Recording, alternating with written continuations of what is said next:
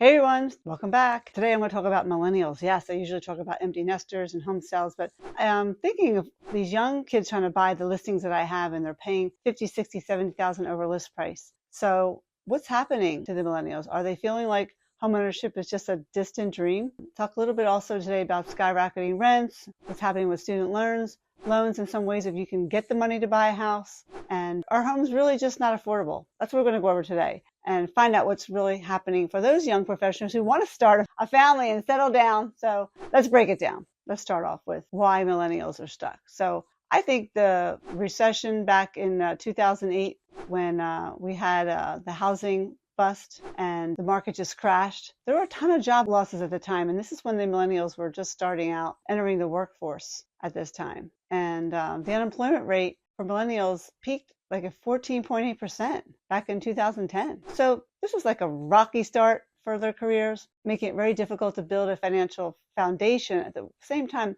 they knew they didn't want to get in the same problems that their parents were in, not be able to afford their homes anymore. But after the recession officially ended, the job market recovery was a little slow, especially for the young adults, and it left the millennials with lower wages and limited savings compared to previous generations at their age. So a double whammy, rising rents now and stagnant wages together, doesn't make it look good for these millennials. Today's housing market, renting is become incredibly expensive in many parts of the country. And the national median rent for a two-bedroom apartment right now is almost $2,000 a month. That's hitting a record high as per the Rent Report website. I was kind of amazed at that. That's a big chunk of change to eat up every month. And on top of that, we've got wages. Many jobs, especially entry-level positions, haven't really kept up pace with this rising cost of living. This article here in the Pew Research Center, I did a millennial video not too long ago, but the millennials' median wealth stagnated at around $11,000 since 2016. So millennials are stuck paying a ton of rent while their paychecks don't stretch as far. They're saving for a down payment on a house, and it becomes a major hurdle. But the good news, there are some fantastic grant programs that will allow you to put down as little as $1,500, and you can buy a home up to $681,000 in our Keystone State. It's a Pennsylvania product, which many of the lenders don't have, so make sure you contact the right lender. Krista Lowry works with me. She's wonderful. And you can find out if you qualify for one of these programs. And the earlier you get started in qualifying for a loan, the easier the transition will be when you find that perfect home. And it will keep you from throwing your money away in rent. So it's really good to see if you can buy a home when you can versus having to wait. But one factor specific to millennials, I think, is the student loan burden. This generation has the highest student loan debt of any history of anything in history, which has surpassed $1.7 trillion. And the government wants to forgive all these student loans. And you know what that costs to who will be paying for that? Us taxpayers, right? So it's going to make it harder for the millennial generation. Even though you're getting these student loans paid off, you're still going to be paying more taxes on everything. Now, the monthly loan payments can make it difficult to qualify for a mortgage. I get it, even with a decent job. And banks are looking at your debt to income ratio. And high student loan payments can push that ratio above what lenders consider acceptable for a mortgage. However, some of the student loans can be deferred until you are in a better paying position. So check out if that's the case for you. Now, all millennials don't want to purchase a home at this time of their life. They have shifting priorities, which is really redefining the American dream of homeownership.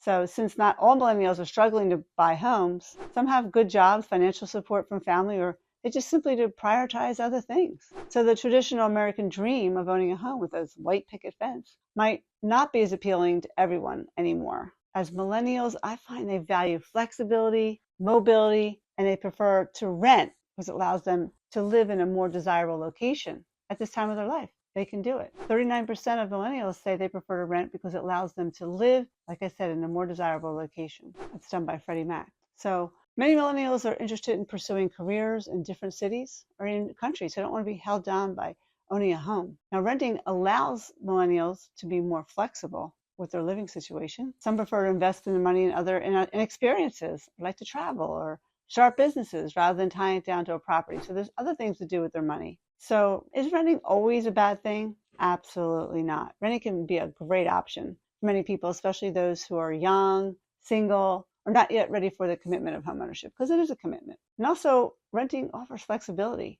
allows you to avoid maintenance costs, frees up capital for other investments. There are also financial benefits to consider. Owning a home comes with unexpected expenses, like I was saying, like repairs, property taxes might go up, and homeowners insurance. You might have a storm come through and rip off your roof, things like that. Renting allows you to avoid these costs and have more predictable monthly housing expenses, and that's important for a lot of people. However, I believe there's a really long-term impact, such as the wealth gap I talk about in the generational divide. Unfortunately, there are also potential downsides to a generation that primarily rents. Homeownership has historically been a major way to build wealth in the United States. When you own a home, you're building equity over time. As your home values appreciate, your net worth increases. There was a report I found by the Urban Institute. I found that homeowners have a median net worth of $321,000, while renters have a median net worth of $68,000.